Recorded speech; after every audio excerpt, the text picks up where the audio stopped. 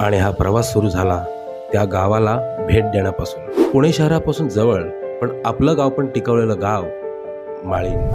नक्की काय घडलं असेल त्या सकाळी? 100 बातम्या आणि तऱ्हेतऱ्हेच्या गोष्टी, पण यातलं खरं काय या शोधात आम्ही निघालो आणि थेट पोचलो त्या पडलेल्या तुटलेल्या निर्जन माळीण गावात.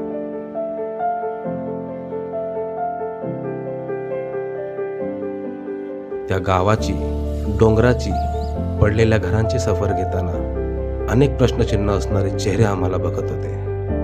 हातात कॅमेरा, डायरी, पेन असे आम्ही तिथे फिरत होतो आणि त्यातून आपल्याला हवी असणारी माळींची गोष्ट मिळणार का, असा एक प्रश्न आमच्यासोबत फिरत होता.